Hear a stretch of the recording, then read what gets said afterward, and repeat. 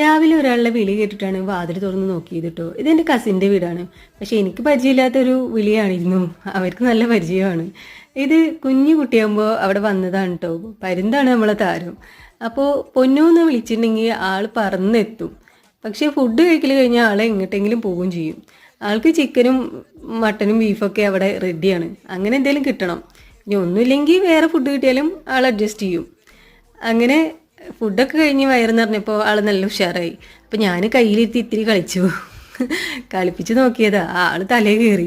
എനിക്ക് കുറച്ച് പേടിയൊക്കെ ഉണ്ടായിരുന്നു കേട്ടോ. പിന്നെ ഇങ്ങനെ ശരിയായി. അവർ നല്ല കളിക്കണത് കണ്ടപ്പോൾ നമ്മളായിട്ടും കൂട്ടാണ്.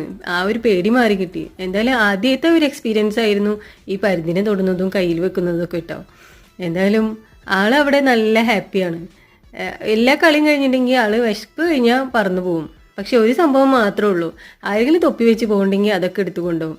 അത് മരത്തിലും കൊണ്ടുപോയി വെക്കും.